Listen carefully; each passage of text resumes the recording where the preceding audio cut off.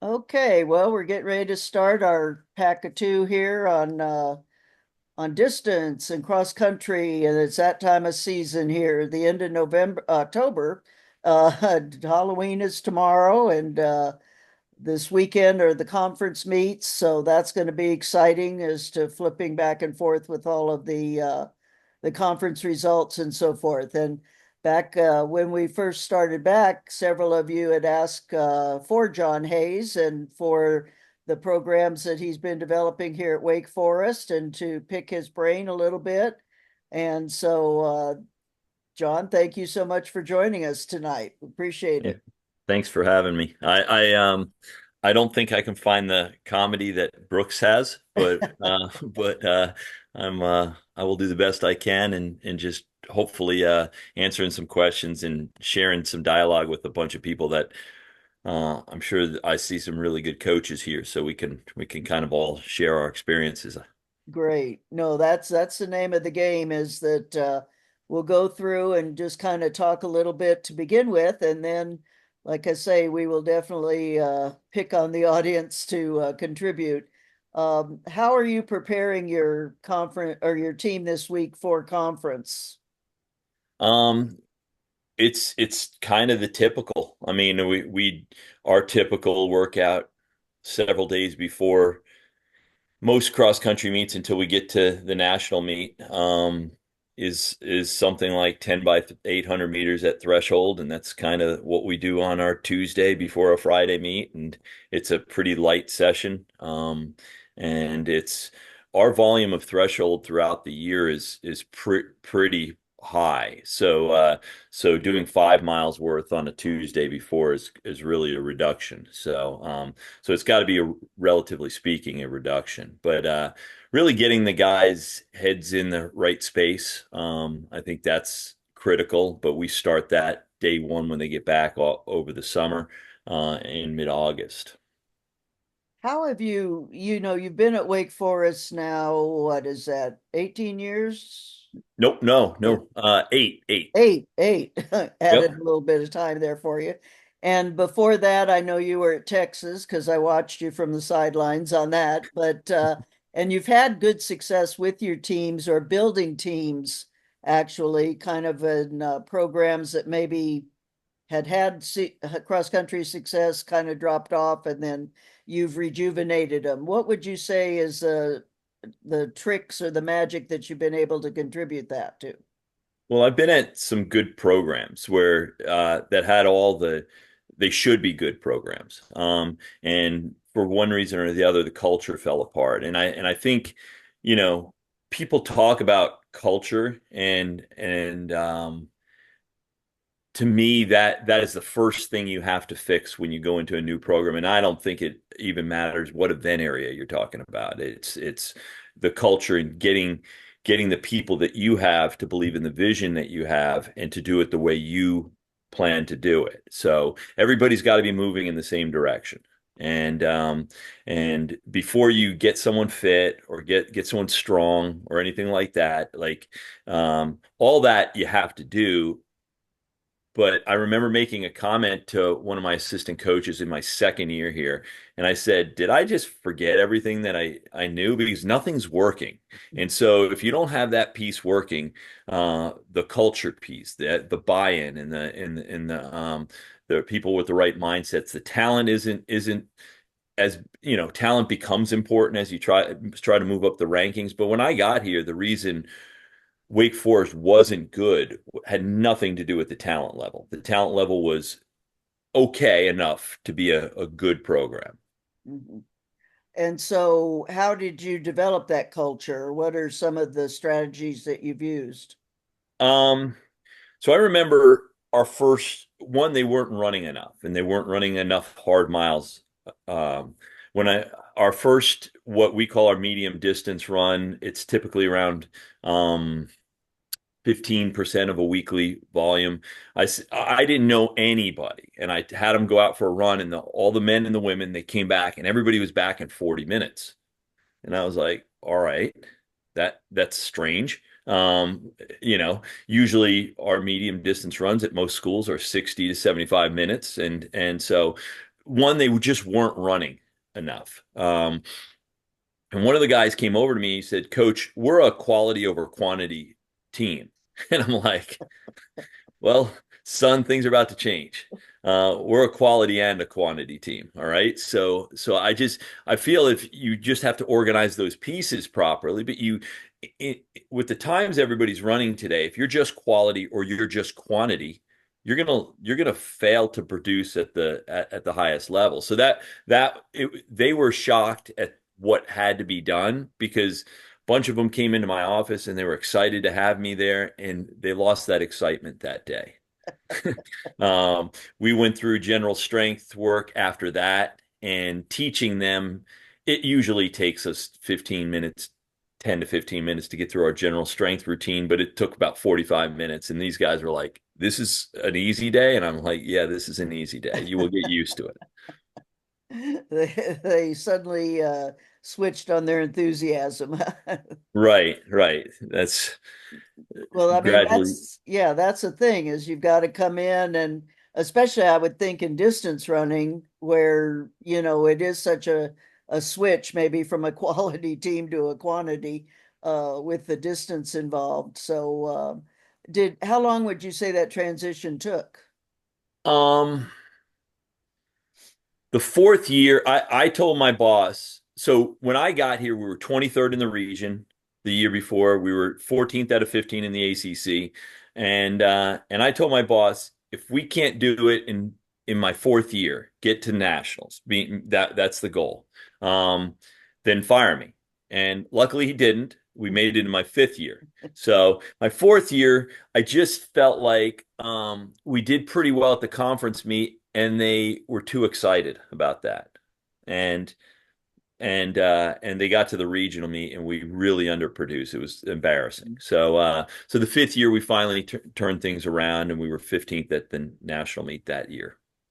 And now, as you're going in, ranked nationally in the top 10, top eight, even, right? That Yeah. you've done very well on the men's side. Is the women's program?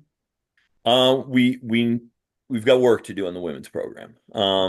And so I don't coach the women directly, but we're trying to get that culture exactly where it needs to be and get the belief system in there. Mhm. And so that's a work in progress still.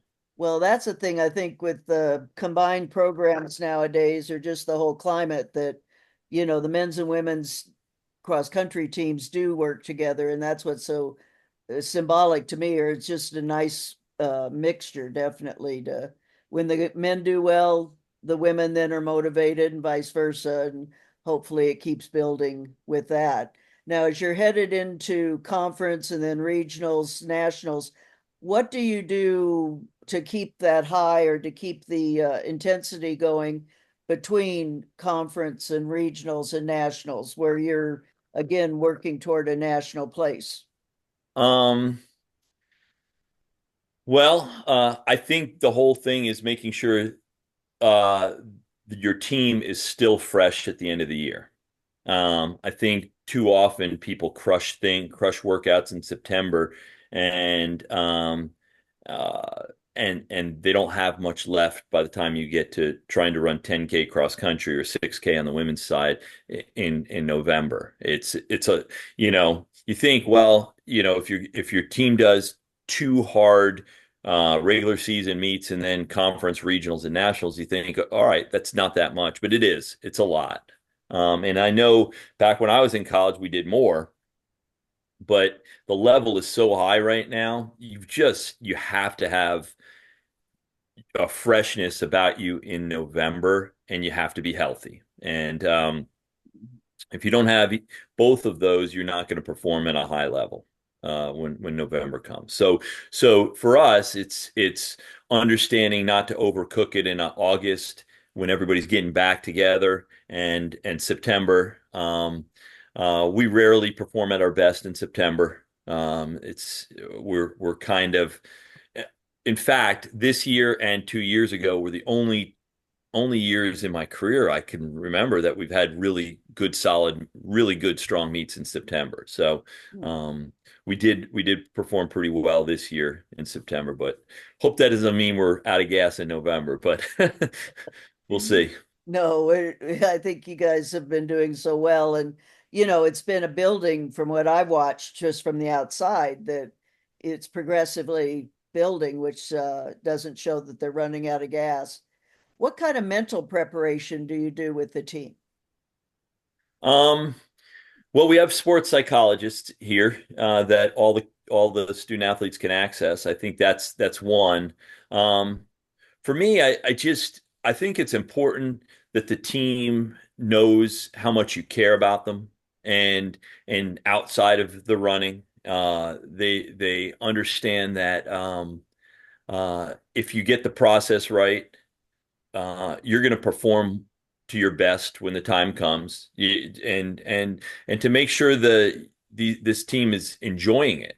When we go to I truly believe that this group really loves each other and enjoys each other, and so they want to perform for each other, but it's not.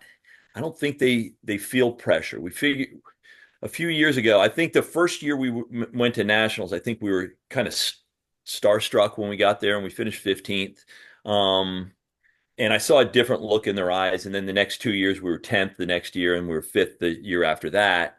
Um, and they learned how to get so relaxed when they're on the starting line and just enjoy it and not ever panic. And I think if we get the preparation right, the process, the daily, the sleep and everything, they go into these meets truly believing in themselves. And last year we were almost all freshmen. We had in our top five, my number one guy was a freshman, and then he got hurt.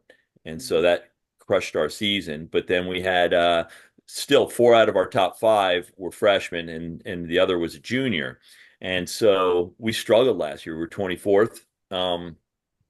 But that was, I told my assistant coach, I had a fairly new assistant coach. He had been there when the times were good, when we were fifth, and then all of a sudden we were having to rebuild it again. And I said, now the real coaching comes in. You've seen it on just cruise control, and now the real coaching comes in. Getting a bunch of 18-year-old boys to try to run well in 10K, and then 8 days later at the national meet run well again, and that was we struggled a bit, but we made the national meet, and truthfully, that was all I could ask for in that situation, just trying to get these guys to understand what college athletics was. I remember one of the freshmen at the beginning of the year with over a lot of confidence, too much confidence. He said, "Oh, you know, with just our freshmen, we could win conference." And I was like, "Dude, you don't understand what kind of world you're about to run in." So it's not a young person's game out there. So he figured that out pretty quickly, and he's much better this year. Now, we kind of addressed this a little last week with the, shall we say, older freshmen, if you Yeah. will. How do you address that with let's say, an incoming 18, 19-year-old student who maybe isn't as mature physically or emotionally as a 20-year-old plus freshman? How do you address that with them? Well, I mean, I watched our Olympic team this summer, and that was certainly motivational when we had a fairly young, male distance Olympic team do incredibly well. And I think that right there, I use that as an example for our team. I mean, uh, the age doesn't matter. I mean, you just have to you have to get the volume in your legs and get the work done in your legs, and you'll adapt. And this year's we were picked sixth in the ACC this year. I'm not sure what we'll finish on Friday. You guys can check that Friday morning. We're a solid team, but we've got all sophomores and a senior this year. So hopefully they've grown a lot. We try not to worry about things we can't control. And, there's a lot of 26, 27, 28-year-old freshmen coming in. We can't control that. It doesn't mean we can't beat them. Mhm. Um, and the minute you start worrying about those things is the minute you're going to get crushed. And so I don't, if I hear anything about that, I shut it down pretty quickly. I mean, that's not valuable conversation right there. That's a good approach to take because, like you say, there's nothing you can do about it. It's the nature of the beast right now. And you've got to go in confident with what you've prepared and how you're ready to go with that. Let's see, Veronica, you've been on for the very beginning here and look very attentive with all of this. What would you like to ask, or what are you getting out of this so far? Thank you for doing this, John. I really appreciate it. Ashley Bistron is a mentor of mine. So I've obviously heard really good things about you and the program from her. And I think a question that I'm wondering is how much work do you do at race effort? And at what point do you start doing that? And I guess race effort too, because that's 8K versus 10K. So that I always find that interesting at the D1 level to figure out with men. Yeah. So it depends. If we're purely talking cross country, we don't do a lot because Yeah. what I've found is, um, and I've done it a lot of different ways over the year, but I've noticed the more threshold work I do, I started doing that in 2000, and I've the more I added a volume of threshold because it's relatively safe training if you do it right. The majority of people do it too quickly, too fast, right? Um, so the more I do of that, uh, the more fit they get. And then we race ourselves into shape, and then we do some sharpening work at the end of the year. And we have a variety of different sharpening workouts, but there's not many. I mean, it's a lot of threshold stuff. Now, I do believe one with the women running 6K, um, and I think you need more with the women than you do with the guys, but especially at 10,000 meters. You're trying to put two 10,000 meters races 8 days apart. You better be really, really aerobically fit. Yeah, that's a good point as to that Yeah. quick a turnaround. What are some strategies that you've used successfully or in not successfully? For me, Yes, uh-huh. oh, so again, last year was a struggle, and at 8K of the 10K at regionals, we were done. And my assistant texted me we were in trouble. But like coming back to the motivation and I just have really really great people, student athletes I'm working with. I mean, these guys responded at the end. These are young guys that found a way to pull it out in the last, but they were gassed at the end of that meet. They look like, it would look like a battlefield. They were out, they were done. And Mm. so I'm like, well, this could be a little tough the next week. And we didn't go there and cave at the national meet. And uh, I found sometimes, depending upon how fit and how old the group is, we just jog the next week with strides in between regionals and nationals. And sometimes I'll do few thousand meters worth of threshold work, followed by some 300s or something that are maybe more race pace, nothing that hard because it'll take that full week sometimes to.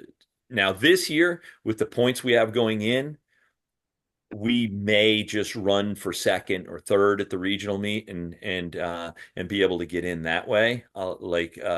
So so it really depends upon the situation we're coming in on what I do that final week. Does that That's make sense? interesting, yeah. To just jog and stretch out and to keep, because like you say, the work is done. I Cool. mean, if you're trying to make up the work at this last week, you're in trouble already.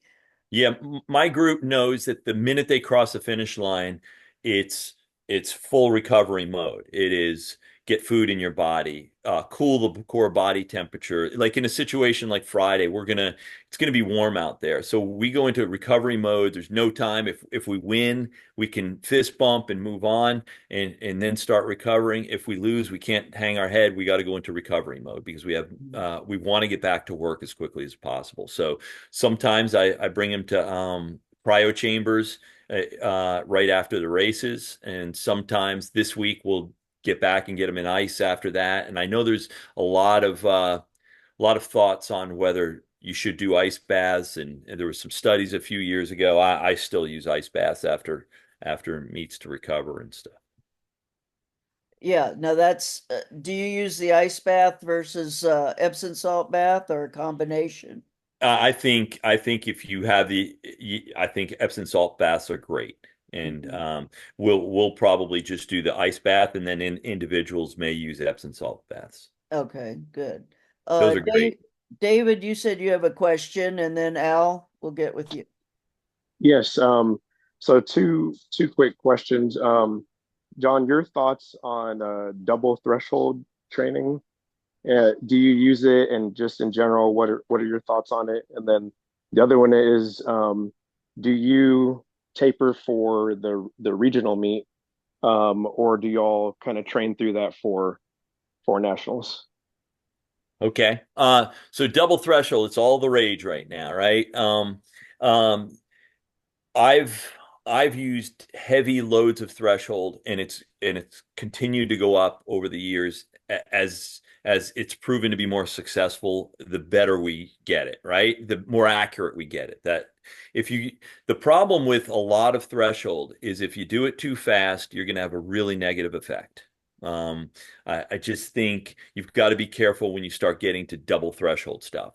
So yes, we do use it. We do prick the fingers and get the blood lactate levels, and we use 2.0 millimoles for what we call marathon pace work, or aerobic threshold, and we use 3 to 3.5 millimoles for lactate threshold work in the afternoon when we do that stuff. It's not an all the time stuff. We still do the traditional 8 or 10 mile tempo run, and we try to keep them pretty relaxed too. And our my philosophy is just laying weeks on top of weeks and keeping them healthy. And if someone's testing high, we'll cut them off or really back them off, because it can have a real negative effect. I mean, I started doing back in 2000. I read an article by Marius Bakken on Let's Run, I think it was, and so I followed what he was doing,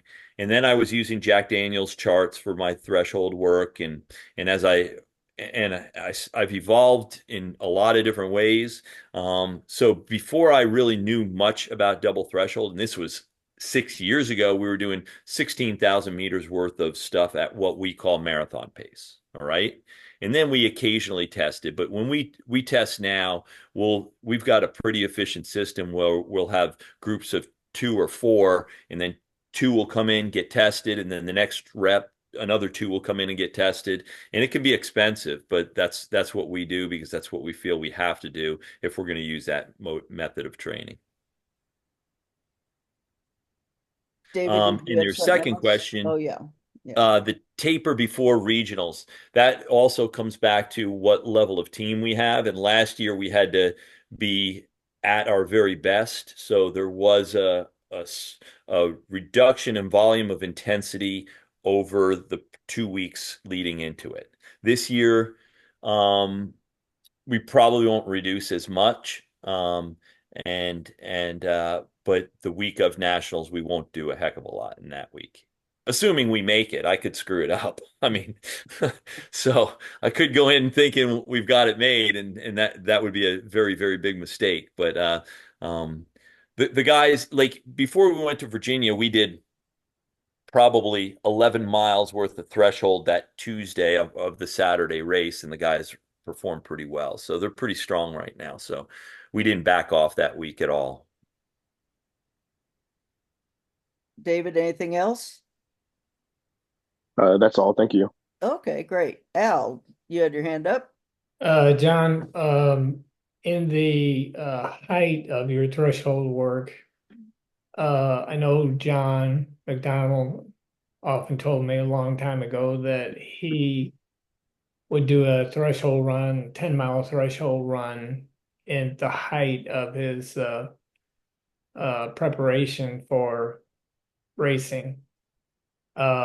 He used 10 miles, and he knew that if he ran anywhere from 45 minutes to 41 minutes on a very flat, same course every year, he knew he could be in the top five at nationals if he had so many in that range.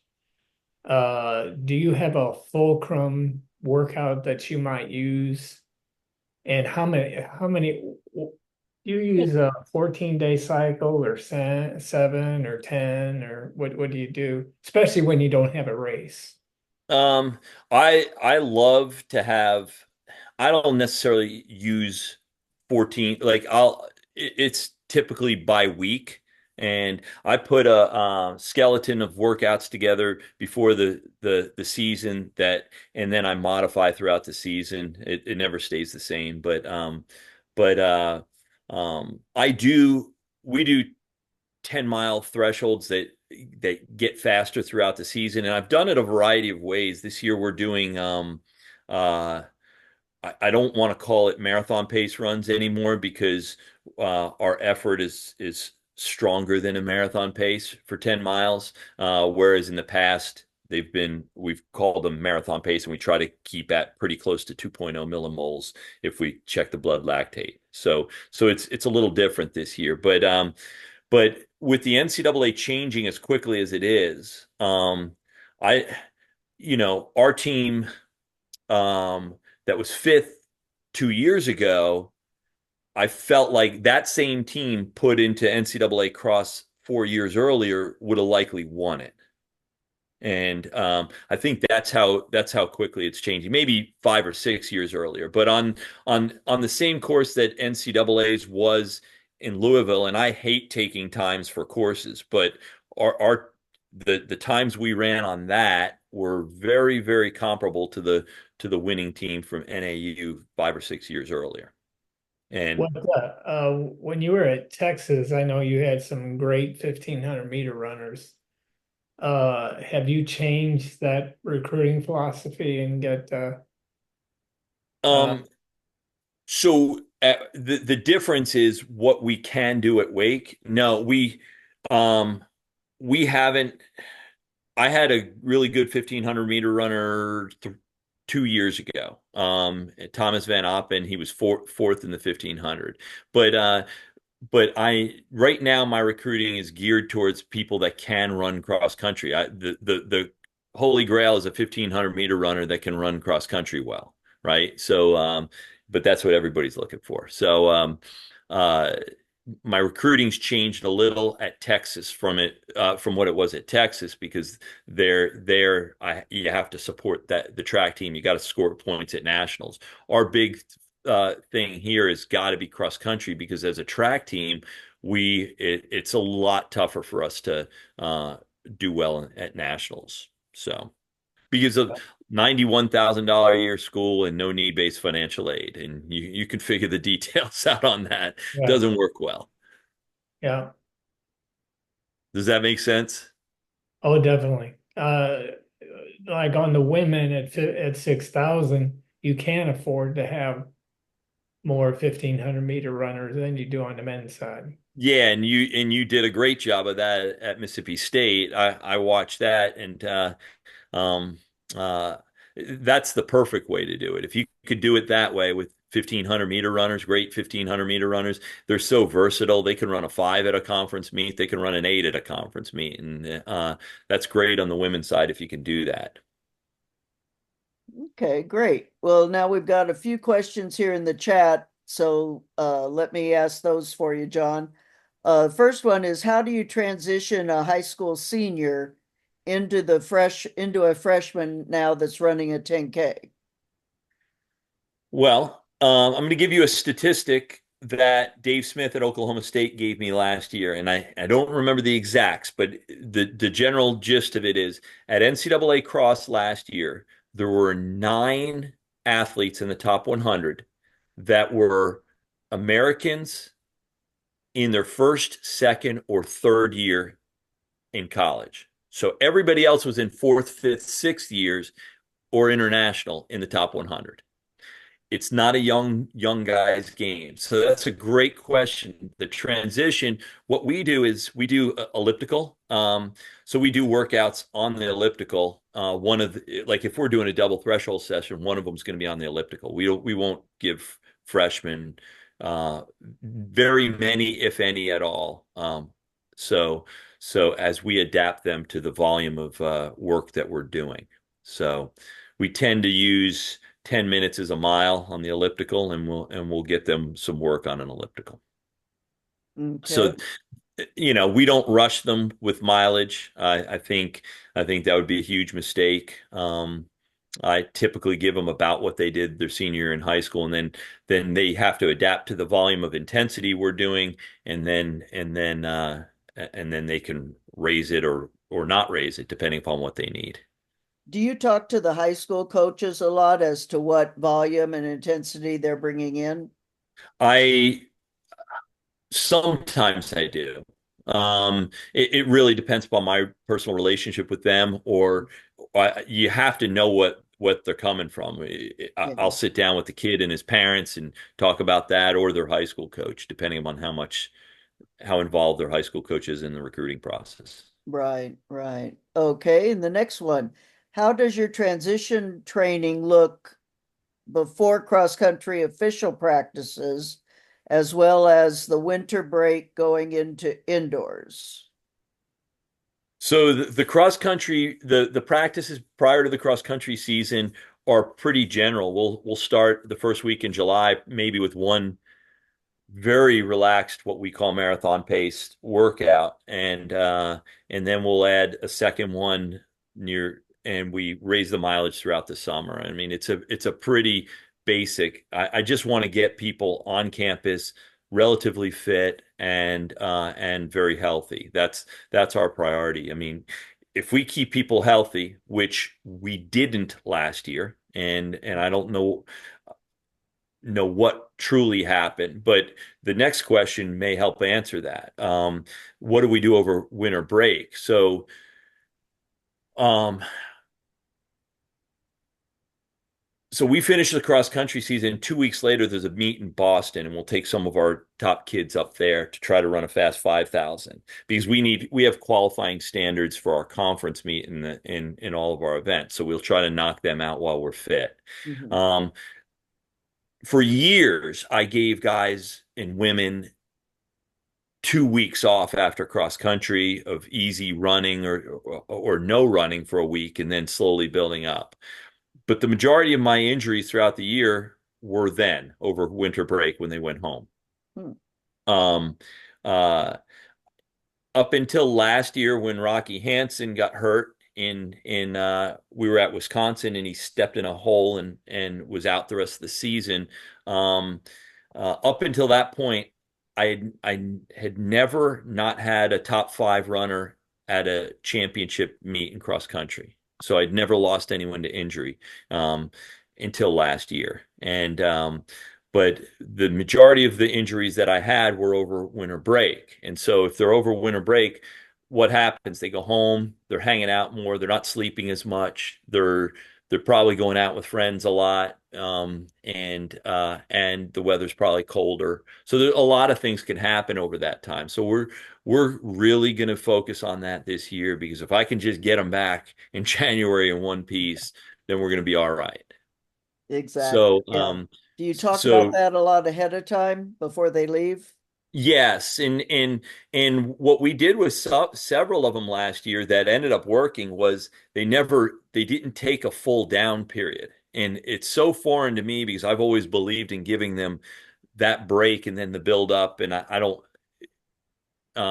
obviously everything points towards outdoor nationals, but having that time off was always what I thought very important. But now 20 minutes of easy running, at least they're using their body, the joints are moving and staying mobile and everything. I mean, I've gone to doing that, and I think it's a hopefully it works well this year. So if you look at my team in January, you'll figure that out. But that's ever evolving because that's been the biggest issue. Interesting, interesting. Some of it's been the shoes, and I think some of the guys were wearing the carbon plated shoes too much in the and we've really drastically cut back on that because we were having injuries I've never had before. And I felt like I could no longer pride myself on having a team that wasn't injured because last year was ugly. We've been hearing that a lot with the carbon shoes that, Yeah, they're allowed to wear them once a week. And on your call in, I think March with Dr. Saxena, yes, he talked about you have to wear them. And I don't know who here has had what experiences, and I'd love to hear it.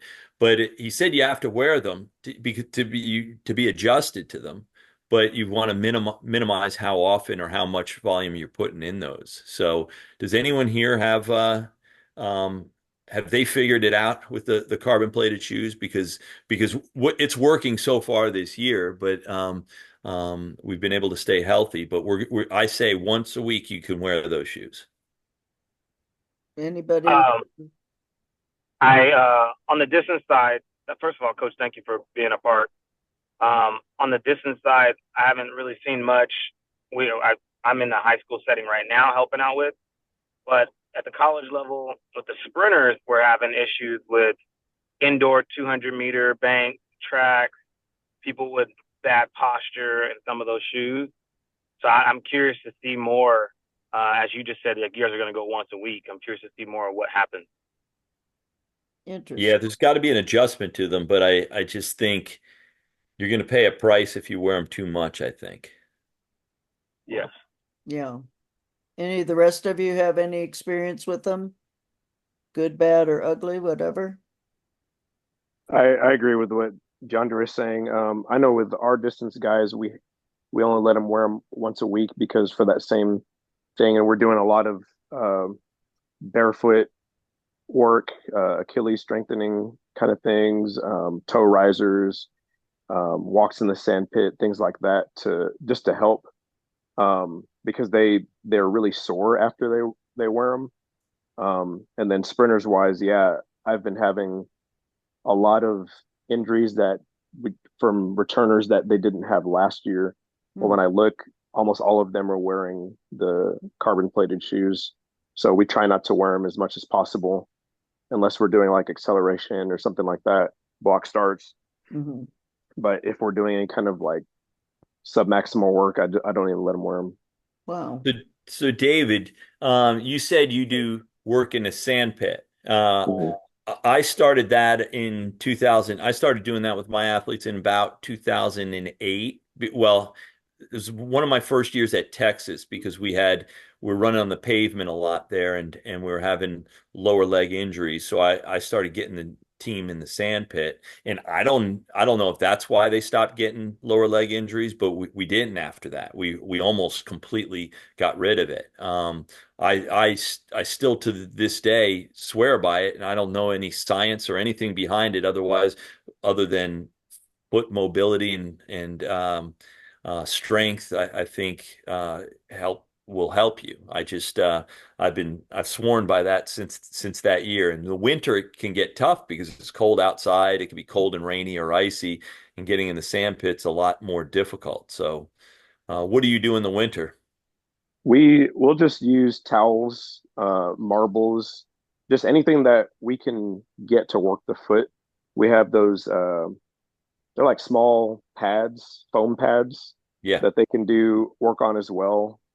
They even do like the remedial jumps in the sand pit. In the winter, we'll just have them. Like I said, we'll get on the turf and do those same things and just try to coach them on it, not just let them do it, but actually coach them on proper foot strike and hey, make sure you pull your toes up. Hey, when we're doing the toe walks, like really try to work those muscles in your foot, so that way we're keeping them engaged. Because what I found is when we first started doing it, they didn't really see the benefit to it, but then it just became commonplace. It just became something that they continue to do because they saw that, oh man, my plantar fascia is not it's not there anymore. I feel like my ankle is not as hurt when I'm on these really tight 200-meter tracks that we often have to go to. Um, so yeah, in the winter it does get difficult, but just anything that you can use, towels, foam pads, just to help keeping the work in the foot. Yeah. Yeah, I think because Brooks has said that for years. And then, of course, we've had the foot specialists on and so forth, and the barefoot running definitely has been more popular with that, and the sand running and so on. So I think that's definitely a good counter. I've used that a lot with my high school kids also. But again, you've got to get used to it. And I try to get them as barefooted because some of the guys don't want to take their socks off for whatever reason. So, it's like, well, I'd rather you do it barefooted, but if you don't, at least get in the socks. So, um, I think it's part of the culture too. If your friends are doing it, then you'll do it and it won't be such a bad deal. John, one more question here from the chat about race strategy. Conversations with athletes before the races. Do you talk times, pack running, or what kind of conversations? That comes down to what kind of team we have. 2 years ago at ACCs, we had a team that our top five was almost interchangeable. We had, I think, in the year um, up to the ACC championships, the top five had flipped around so many times. So they were very close. This year we have two guys that are probably 20 seconds better than our 3, 4, 5, 6, and 7. And so our strategy obviously is going to be a little bit different this week. And what I do is we do talk strategy. I have this conference room and we meet in there before we go on a trip. Once we get on the trip and we only make minor adjustments, I want them to just work on being relaxed and enjoying themselves. And so race strategy is almost always done before the trip, unless we get to the course and see something that's dramatically different than we thought it was going to be. But we've already met. We leave tomorrow morning to the ACC meet, and we race on Friday morning. So all the guys know their strategies right now. Pack running, it's amazing. We've got to get better at finding our teammates. Sometimes they don't do the best job of finding their teammates. But there's a huge psychological advantage, and distance running is so psychological. So it's very important. If you can do it, if you have people that are close or run a similar style race, obviously you can't lose doing running as a pack. DeAndre, do you have any other questions, or does that cover it for now? For now, that covers. I appreciate it. Okay, great. Let's see. Does anybody else in the audience have questions here for John, or I get to pick on you? Okay. I've got one, Sue. Who is this? Oh, Alvin. yes. Hey, John. I'm a high school coach, and I've got a kid that's a 48, 400 kid, a 153. He's in his senior year, and we'd like to run inside a 150, to try to get him to the next level and get his education taken care of. He's 6'1", 140 pounds. This kid could run 1,500, I believe, at the next level, but we're going to give him a chance during the indoor and outdoor season. So he's only been running about 35 miles a week right now because he's new, and we're not trying to give him too much mileage. But I do know that about 3 weeks ago, he said, "Coach, I feel like I need to be challenged." So I said, "I'll tell you what, why don't you run me 3 800s and give me 6 400s?" And this kid ran the 800s, all of them with 2 minutes and 30 seconds. He averaged 210. But with the 400s, he was going 60, 61, 56 with 2 minutes rest. So I feel like he's going to be a great athlete this year, but I'd like to know what you would recommend. Does he jump well? Yes. I mean, every good middle distance runner I've had could jump, jump a lot. And, obviously he's got good leg speed, 48 seconds. I mean, that's a good athlete right there. Obviously as he gets more experience, he's going to bring that 800 time down. Right. What's he run? 48 and 153? Is that what you said? He's run 48 flat in an open 4, And on a relay, he's split 47-1. Yeah, wow. I mean, that's a good athlete right there. So what was the specific question? I'm sorry. Well, I like to kind of know what I can do with him to get him down to like 147, 148 his senior year without taking a lot of meat off the bones. I think I've got the good thing is we got some great coaches right here. Al, you wanna take some of that. Yeah, Scott and I both. I think what I always did with mine that could do 800 meters and 400 meters uh, didn't run cross country. They used to train with we had AROP, of course, and he could run under 4 minutes in a mile, but it took a while to we use December, especially with people like Tiffany or Rianne Price and uh, our other national champion at 1500 meter, and we like to use December as a 5000 meter, primarily trying to make sure that after cross country, if they had run cross country, especially on the women's side, or if they're more of a 400 meter guy, I always started at 150s with a guy. And when he could do 9 at his goal pace for June, and you got to think like a sprint coach. He gets 4 minutes rest, and as Scott would say, you jog for 2 minutes and 30 seconds of the 5 minutes, and that gives you some aerobic development. And I know we got Tony Sandoval on here too. He would probably have a lot to say. Tony, But you've been but quiet. yeah, I definitely waited till January before I really concentrated on. I was either doing 400 meter stuff or 5K and max VO2 stuff during. He had already done some work with the women during cross country early on in September, and in October started with and he always had 1 20-minute run where we use that at 2 millimoles or maybe 2.5 millimoles, where he would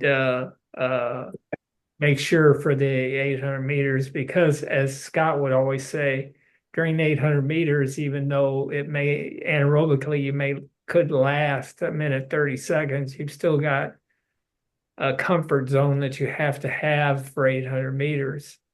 But to get a max lactate, which Joe Vigil always talks about, and anybody who trains an 800-meter runner, you got to have a max lactate that's equal to a comparable 400 meters. I had a guy who could run, he put a stick in his hand, and he ran 43, 44 minutes by the end of the year, every split.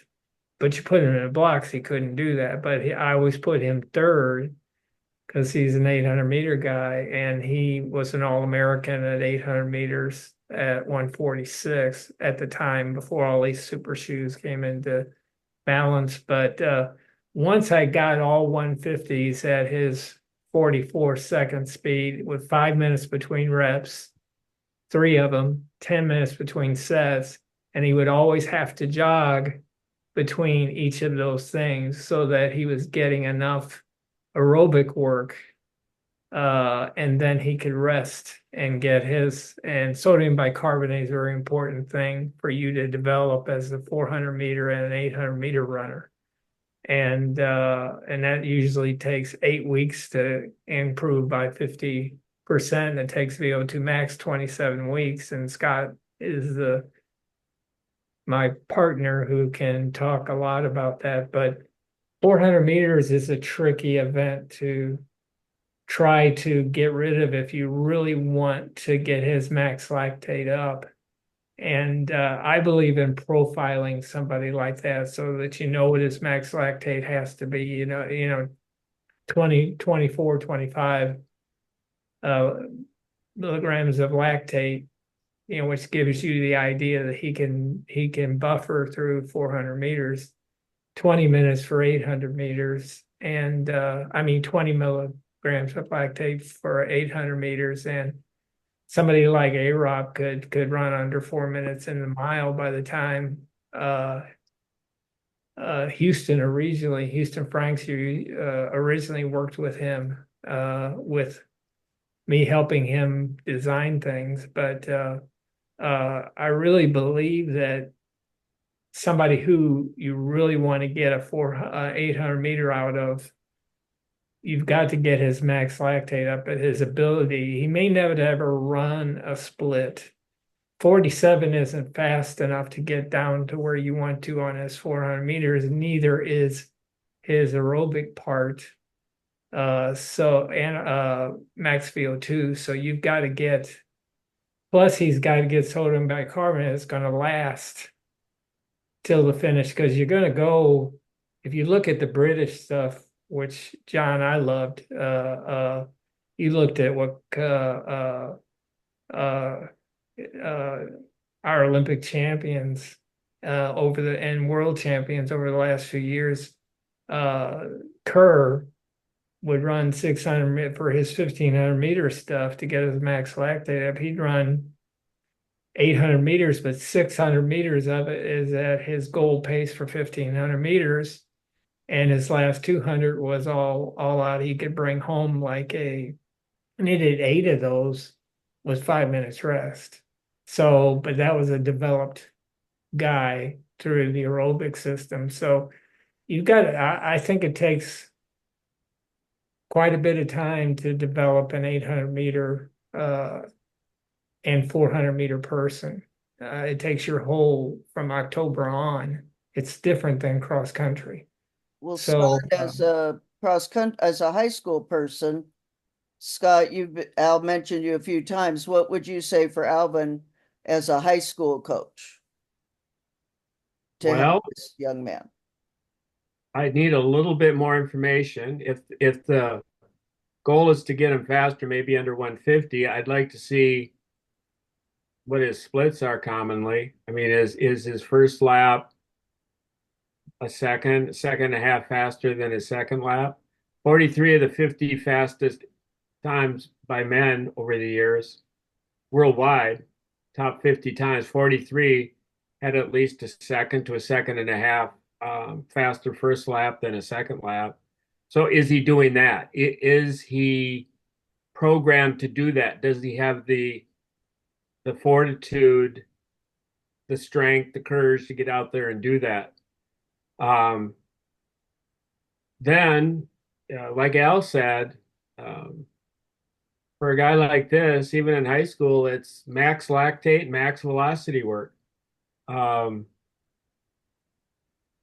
He's how many sessions of flying? How often is he training like a sprinter? We're training twice a week. What's his max velocity work look like? We do quite a bit of work at 30 meters. Okay, that's good. And he's come through. We use a 20 meter fly-in zone, and he's come through 30. He's actually been down under 3. He's like 287, 290. That's perfect. How about your max lactate work? When you do work at, let's say, 400 to 600 to 800 meter pace, what commonly is your recovery? Recovery for him, I've been giving him, when he runs like a 600, I'll give him like 5 minutes to recover, and we're actually jogging during that time, just like you said there, and then we'll have him walk for about 2 minutes just to walk back to the start line, and we're ready to go again. Well, I mean, it sounds like you're doing the right things. Maybe that's just where he is right now. We all wish our kids would be a little faster than they are, and I know that 150 is a nice round number, and maybe he'll get there this year. What was his morphology again? What you said, 6'1" and 140? Yes, he's 6'1", 140. Does he squat? He does squat. We clean. Deadlift? We deadlift as well. Okay. We're doing a lot. We're doing a bunch of quarter squats. You doing any bounding? We bound is right now. We're working on bounding where I add one each week. And today he did 4 times 90 meters bounding. And we'll add another one. We add one each week. Yeah, I mean, Sounds like you're on the right track. yeah, I would Yeah, say We feel right now that this kid is going to be able to run low 46 by the spring of next year, high 45, because we're working similar to what we did with the kid this past year that went 45-38 at the high school level. And he's serious about putting in the work. So I felt we was kind of on the right track, but we have all the experts here tonight, and that's why I kind of threw it out to you. well, well, it certainly sounds like you're on the right track. I can't think of one thing to alter or change here. one of Peter Coe's famous sessions that he would do, and even Harry Wilson, the two of them talked about it a lot, where when you got to the point where you want to see if you're ready at 800 meters, he would do what Scott said to do. He would run the first lap. We go back to Brooks, and Brooks always tried to mirror the race at times. And I wish Tony would say something where you go you do 2 sets of 400, 5 minutes rest, then 3 200s with 3 minutes rest. And if you could run the first 400 in the first lap that you're looking for, and then the 3 200s at your critical zone, as Brooks would say, by the time you do this, you have 10 to 15 minutes between sets. If you could do the second set where the third 200 is exactly what the last 200 has to be, then and the first 200 has to be, you got it made. And there's certain workouts that are really repetition running rather than intervals. That should tell you about what he's got as far as, and a lot of times 800 meter comes down to who he's racing. He's got to be in a race that's going to push him like that. Well, Got it. Tony, let's get him off the blank tile here. Tony, what are your interjections? I think that there's a big difference between the 4.8 runner versus the 8.15. And there has to be a separation in terms of training. There's an old saying, train toward a person's strong side. My personal preference is to go in the direction of the athlete, what their strength is. Typically, the 4.8 person only runs cross country for fitness, doesn't compete, whether they're male or female. And you're working on getting their 400 speed down as best as possible, because that's ultimately is going to be the limiting factor for the 4.8 type person. The 8.15 person, that person may end up being a 3.38, 3.40 person. Again, as we've talked over and over again with Brooks, you can be there at 1,200 meters, but if you can't drop a 38, you're just a pretender and not a contender.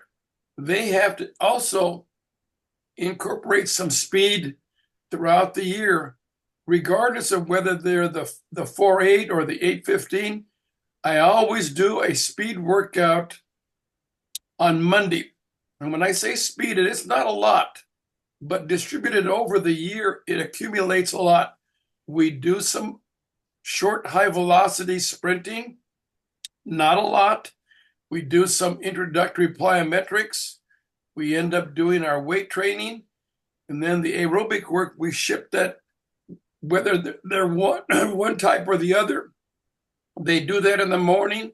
And then after the workout, they'll add a little bit more miles, because most people are worried about, if you do all this speed work, you're gonna compromise their aerobic development. And that's how I was able to, through the years, to be able to maintain that.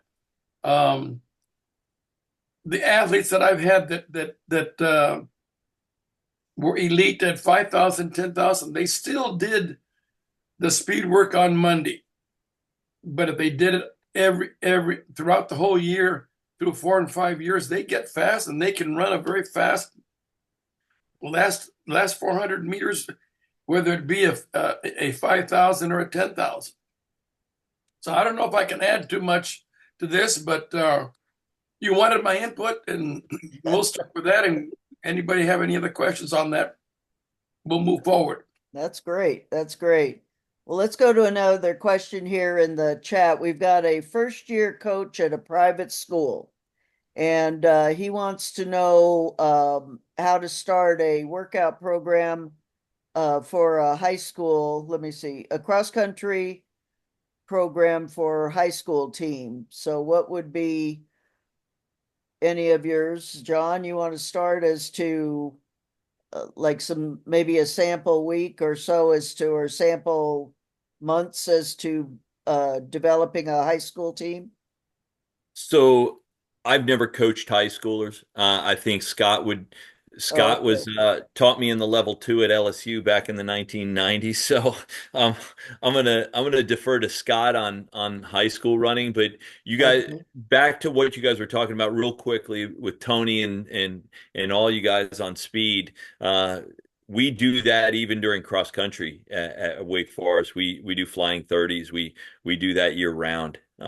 So that's a common thread, I think, in all of our training. So we sprint because everybody's got to sprint. Everybody's got to learn to sprint, and that's why we had Dan Paff in 2 weeks ago helping us with mechanics and things like that. So, Excellent. Scott, you wanna give us something on high school coaching because I'm not that guy. Sure. Well, you need an aerobic engine. I mean, the most important thing in high school cross country is the aerobic engine because the race is at 5K. And if you look at some of the scientific charts, it's the energy contribution there is 82% aerobic and 18% anaerobic. So that's not to say neglect the anaerobic system, but you've got to really build the aerobic engine over a long period of time. So that's the first thing you have to start. And that involves developing aerobic capacity, which is lengthening how far they can run. I don't know what they're going to come to you with, a mile, 2 miles, three, whatever they can do. You've got to lengthen that out so they're comfortable running, 6 miles, something like that, 6 or 7 miles. That's comfortable. 4 miles would be very easy for them.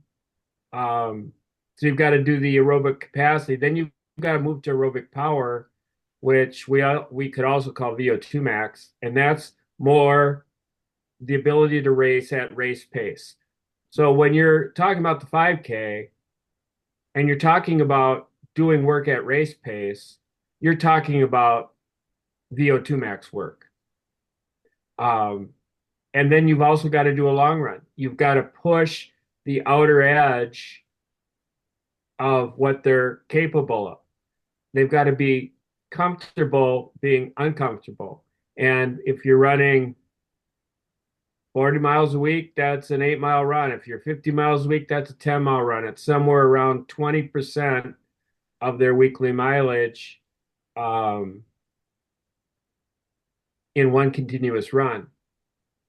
Then you need to develop strength and speed to go along with it. And that would be some sort of hill sessions, repeat hill sessions of anywhere from whatever hill you have in your town, whatever the geography of your town is, somewhere more than 100 meters, but less than 300 meters, something like that. Do it as just, your standard interval repeat work. And then you've got to get on the track as well. don't shy away from the track. If you're a cross country coach, because you want to do some anaerobic work there, you want to push those lactate numbers up, um, and do you know anything from 800-meter repeats to 1200-meter repeats, um, even sometimes 400-meter repeats. But so if you do those 5 things, 3 aerobic things and 2 anaerobic things, and space them out, so you've got recovery days in between, and then repeat the cycle. That's why in high school cross country, I like to use 9-day cycles. Now that takes some getting used to, because that's not what our calendar looks like. We've got the standard Sunday through Saturday calendar, but you can't fit those 5 workouts in with breaks and a day off completely in 7 days. So I extend it out. I advocate for 9-day microcycles before you start repeating all of those again, not necessarily in the same order, kind of reshuffling the deck. But I'd stay away from the mileage game. I wouldn't worry that much about weekly mileage. That's a pretty simple way of measuring work. I think we've moved beyond that in um, how we educate coaches, and I think a lot of high school coaches, they in the back of their head, they about know how many miles they're running per week, but I equate it to like a 40-hour work week. Um, um, that used to be kind of the standard way we did work, and what you got done was all contained within that 40 hours a week. And that's how I look at mileage. More work now, like I'm a teacher. I don't know how many hours I work. I just know what I have to get done that day. And what do I want to get done tomorrow and the next day? Always keeping in the back of my head, maybe some sort of mileage total, but um, uh, keeping those 5 workouts spread over 9 days, and don't get into the how many miles should I run per week. Just figure out what you want to get done that day. That sounds great. Steve, do you Scott, have any other questions? can I ask a question here, Scott? Sure. Um, do you see that the majority of the high school coaches are still using mileage, or have they moved to time at task? Um, I think it's still pretty well split. I think if you've got a co-ed program, um,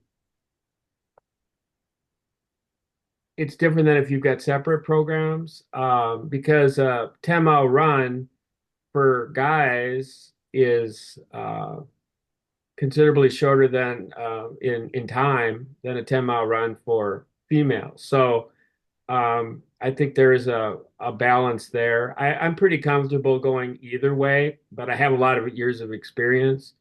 Um, I think more and more people are going to time, um, just because they goes back to what I just said. Mileage itself doesn't tell you much. Um, you might say, Randy, that you run 60 miles a week. I might say I run 50 miles a week, but that doesn't tell you anything about the quality of the program. So um, it's more like time spent per day. And then, of course, you've got, kind of your standard 2-hour practice at the high school level. When I first started coaching, that was an hour 45 running, 15 minutes, a little static stretching, and maybe a couple of strides at the end. Now it's much different, because there's so much more conditioning involved with making a better athlete, not just making a better distance runner. Um, so if you move to time, then you can say, well, I'm devoting 20 to 25 minutes today on conditioning work, plyometrics, or Gambetta leg circuits, or whatever it is, whatever the story is. Then I've got an hour and 20 minutes to get X amount of work done, whether it's aerobic work or anaerobic work. And you just totally get out of the, we got to run 8 miles today mentality. Yeah, I know a lot of the high school coaches have their loops, which they pretty much have measured out. So, Yeah. but I know in my case, I tend to move towards time, but also I'm measuring metrically something, whether it's heart rate or SMO2 the whole time. So I'm always, I'm pretty fortunate that I'm dealing with a team here, just dealing with a couple athletes or maybe four. But I was curious if you'd seen the trend towards more time than I have, over the and years. to further your point, I've seen workout prescriptions turn a lot more quantitative over qualitative over the years. I mean, I don't see so much more. I don't see as often people just saying, "Well, I'm, easy, medium, whatever medium is, whatever easy is, whatever hard." I mean, those words don't carry from athlete to athlete on a team. It's more like what's the effort, and you got to have some way of um, marking that effort numerically. It could be the Borg scale. It could be heart rate. If John was talking about measuring lactate, it could be measuring lactate. It could be uh, the VO2 max pace. Hmm. It's something that is varies from athlete to athlete, that they're focusing on that day rather than just the old time notion, the old school notion of um, easy, hard, or very easy, or medium, whatever. Yeah, and one of the things that I've done in the most recent years, in the last 4 years, dealing with 800 meter 815 group I had. We would do a VO2 max test. Of course, really it's a VO2 test with a little VO2 test added in the end, but we would measure lactate. So we'd get our lactate, we'd follow our lactates all the way up. Well, while I'm doing that, I'm also measuring SMO2. So now I know the percent SMO2 at lactate. So from there on in, I don't really need to do lactates, but on occasion, but I can use that number for recovery. And one of the things we've talked about here is we were talking about utilizing the lactate. Obviously, we haven't yet said how long does it take for that lactate to recover. And that's one of the beauties of SMO2 these days, which gives us that recovery mechanism. We can see exactly how long it takes to come back to homeostasis. And you're back to O2 in the muscle cell and off you go. Yep. Different than CNS, of course. For those of us that don't know what SMO2 is, Randy, could you share that? Well, if you've got one of these, it's SpO2. It's measuring your oxygen, circulating levels of oxygen. Okay. SMO2 is measuring the oxygen within the muscle cell itself. So now you're actually reading the actual muscle utilization. And it's been around, I don't know, maybe 8-10 years now. Oh. I started using the Human in 2017 with my sprinters, moved it to the middle distance. From there, now today there's obviously old Humans around. Moxie's the gold standard. There's Clomp. There's Knox today. There's Train Red. There's about 4 that are pretty good. I mean, with an elite, I think it's probably would be worth having to really see exactly where they are and how much. And in my case, as funny as it is, I use it to hold them back. I use it for the lower level runs. So they're not out there just banging miles or time for that matter. And that way, if they come back, they can't cheat the watch because I'll see it, and I downloads in conjunction with Garmin. So you put Garmin and those two together, and all of a sudden you've got a really nice picture of what they've just done. And I think that high school wise, of course, it'd be very difficult to do unless you have a really elite high school kid and you want to. Yeah. But yeah, SMO2, when you're doing your VVO2 test, you're just getting the readings all the way along. When you hit, 2 millimoles, 4 millimoles, what's my percent of oxygen in the muscle at that point? And you start to understand exactly what they're doing. It's really, it's fun. I mean, actually, just to see how they're all different too. Yeah, yeah. Paul, what would you like to contribute here? Hey, Sue, I've got a Hi. question for well, two, one for Coach Hayes and for Scott. On the For the racing side of things, Coach Hayes, first, I'm looking forward to watching your team this weekend. I'll be at Wake Med. Oh, I'm cool. a North Carolina guy. So I'm at Panther Creek High School in Cary, and Oh yeah. we run up Wake Med all the time, and of course we run Kernersville a decent bit. And we'll be at Kernersville for the state meet this weekend. And well, you know the Kernersville course, how Yep. there's that start that's like what 300-ish meters or something like that that narrows pretty quickly.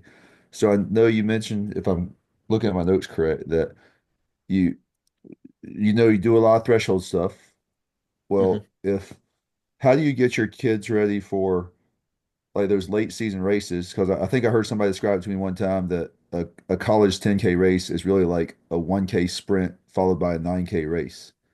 Yeah, well, we do a little bit more anaerobic stuff as we get to the end of the year, plus all the racing is going to sharpen them up as well. But the pace started so quickly at NCAA's last year.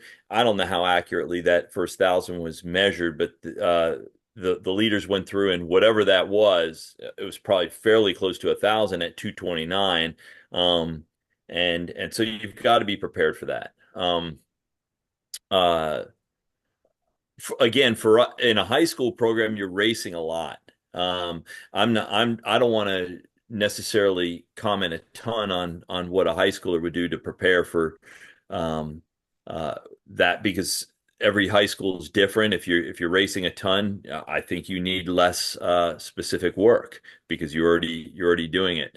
Um, we, as I said, we do a lot of threshold work, and we sharpen up through racing, and then some very select more anaerobic sessions. We also do, as I said earlier, the speed development stuff.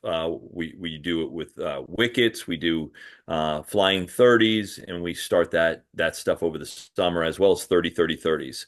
So we're constantly used to sprinting, but that's not the anaerobic part of that first 1,000 meters. So you have to do something.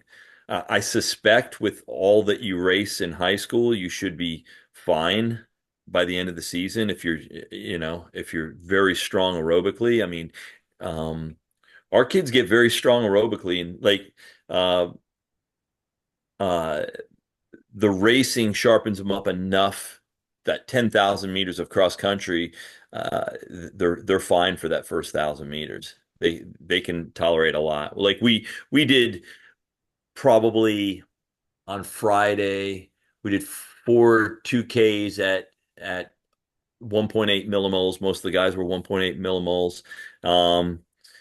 45 seconds rest or 30 seconds rest, and then we did a hill, which is the other thing we spoke about it a little bit. We're on the hills all the time, and then that develops strength, and so we hit a 200-meter hill 6 times. Then we came back to the track and did 4 800s at like 203, 204. So it was a pretty heavy volume session. One of the most underestimated things, and we haven't talked about it here, though, is we talk a lot in our program uh, about recovery. Um, that is so huge. Our kids really, really take that seriously. We work on 9 to 10 hours of sleep in a 24-hour period. So if you're trying to do these heavy volume workouts that we're doing and you're not getting 9 or 10 hours of sleep, you're probably going to get injured or sick. All right. So we're doing a lot of work, uh, and and I totally believe in heavy volumes of work, of threshold work. But you've got to recover on it. And we talk about our rhythm of training being so your recovery days, what are they? How fast is a recovery day? And it's different. I think it's different for a senior in our program than it is a freshman for our program. In a freshman for our program, the main thing we tell them is, more than anything, you got to recover. All right. If you're not recovering for the next session, you're going to find yourself in a hole by the end of September. So we just call it our rhythm of training. So We go long on Sunday. Usually Tuesday and Friday are our hard sessions, and that's worked pretty well for us. I've occasionally will go to 3 sessions in a week, but I think with what we're doing, it's a lot with a long run. Does So that answer, Paul, or do you have some more? No, yeah, that was answer that. Thank you, Coach. And Scott, got a physiology question for you. I've often recommended to our kids and parents that they a couple of times a year get a ferritin count. Uh, and especially if we have a kid that's, fatigued and they feel like they're doing the sleeping, the recovery, the nutrition right, we'll recommend to the parents they get that checked out. One of the athletes I coach um, just recently had a ferritin count or about a month ago, and he was pretty low. And he's followed up with a sports nutritionist, and they ordered some more labs, and they sent iron levels in the blood. So I was just curious from the physiologist perspective, if we're getting a ferritin count and an iron marker in the blood, and the ferritin count was low, but the iron marker seems like it's within what the medical practitioner says is the normal range. Where is that disconnect? Well, that's a good question, Paul. And ferritin is your savings account of iron. Ferritin is a protein that holds iron that's not being used in reserve um, in the blood or the bone marrow or whatever, as opposed to the hemoglobin, which you're talking about as well, which is actually iron that's being used in the red blood cells. So at this moment in time, think about your own um, financial situation, Paul. You might have $5,000 in your checking account, but $2 in your savings account. Um, you can still pay your bills. You can still get through the month with what's in your checking account, but you got nothing in reserve. And that's what your athletes got here is iron being used at the time is sufficient, but there's just nothing here in reserve. So it's spelling as training goes along and these red blood cells get more and more beat up. The normal lifespan of a red blood cell for the general population is about 120 days, but with distance runners, it's 72 days. So we cycle through red blood cells about twice as fast as the general population. Now, some of the iron gets recovered as red blood cells transition, but a lot of it is lost as well, feces, and now we know it goes through sweat as well, whatever. Um, we need a good savings account of iron, or as the season wears on, um, there'll be more and more sign of that long-term fatigue that you get when athletes are low in iron. That's the disconnect. Okay, thank you. One of the things that Dr. Jack Ranson, who was partners with Scott and I, used to describe is Scott would say, your iron levels are like your seatbelts in a four-seat car. And if your iron levels get down, that means your seatbelts are gone. But if your ferritin goes down, it means somebody's taking a bucket seat out of your car. So it's the same thing as the savings account and the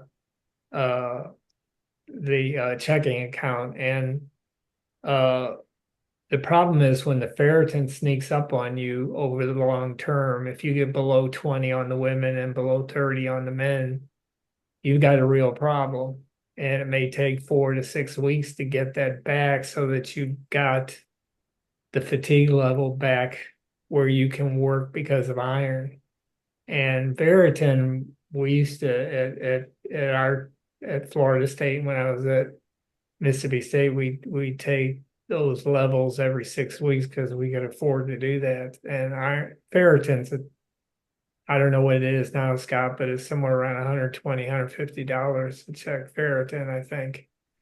Scott, I don't know anymore, but It's around 100. yeah, ferritin is very important for the long term. So you've got to keep track of that, and you may even find yourself arguing with we have team doctors, had team doctors that we could talk to every week, whereas high schools don't. Uh, you always worry about that ferritin level because if it catches up with you, you're in trouble.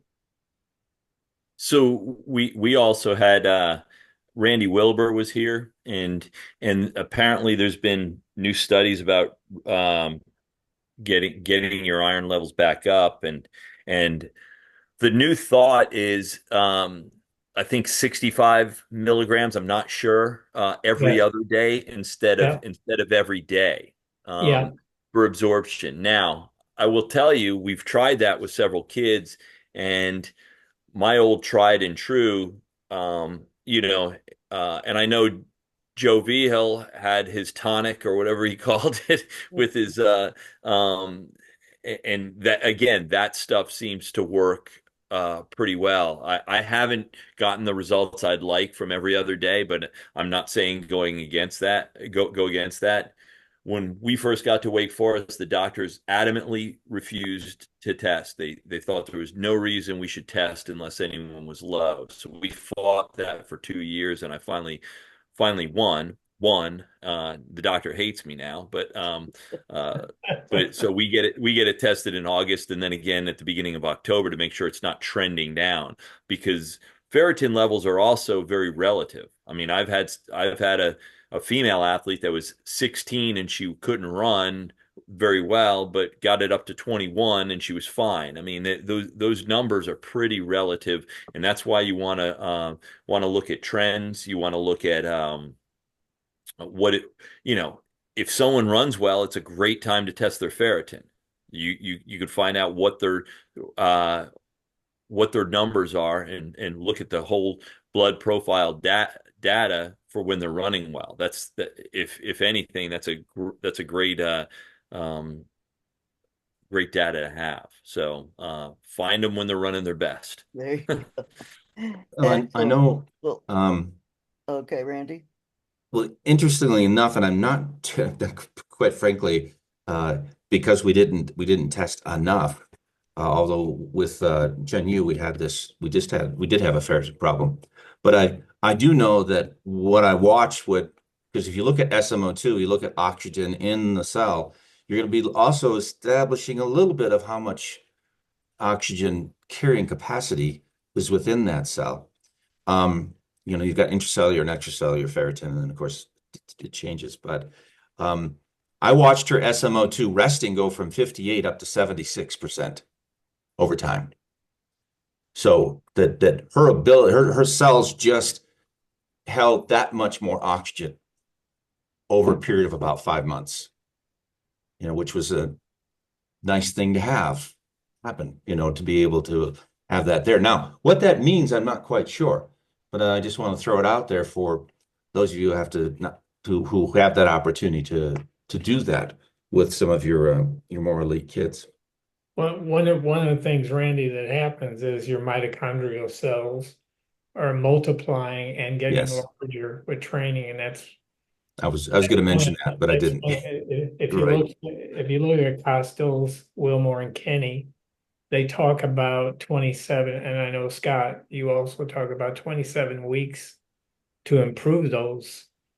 That's one of the things that is holding the oxygen and holding the ability to use the aerobic system, and it takes a long time, 27 weeks, and you get a young freshman coming in from high school. It may take 2 years to get where you want them to be, as far as what you just talked about, being able to hold the oxygen and be able to recover, and so there's many ways, and so it just the aerobic system takes the older you get, the better they get. Even with John talking about his freshman, the big thing happened was he's got more biochemistry, he's got more physiology when it comes to mitochondrial beds and capillaries and enzymes and myoglobin and those things that help the aerobic system. And you can't ever forget about those things. Well, not wanting to go into exercise phys in too much more detail tonight. We're at our limit on our time. And I want to thank John very much for giving us time, especially conference week. And good luck to the Deacons this year. I mean, this, what is it, met on Friday. Yes. So we'll all cheer for you there. And again, thank you so very much.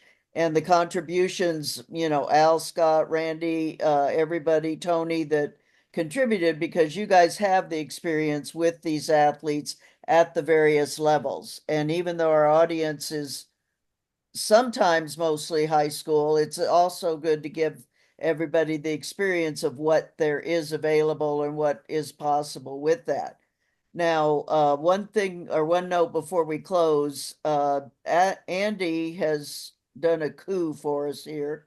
Andy Farrar has arranged for our speaker in a month in November, November 20th. And so Carl Lewis is going to join us. And he wants to know what kind of topics are we interested in having him discuss. So if you want to email me, DM me, or whatever, some topics, so Andy and I can then talk with Carl and kind of firm that up, because it can be jumps, it can be sprints, college coaching, whatever it wants, because I find it interesting that his British sprinter left because he wouldn't finish school. So that's if that's Carl's philosophy, I give him 100% on that. So excellent. And John's put his email here in the chat if any of you have questions for him. And like I say, John, thank you so much. And next week we'll have unknown at this moment, but it'll be somebody with throws. So that's our next topic, is going to be throwers. So have a great week, everybody, and good luck on your meets. Thanks, John. Thank you, Thank you. John. Thanks, Thank guys. you. Thanks, Appreciate it. John. Thank you. Thank you. Have a good day, guys. You too. Everybody, good luck.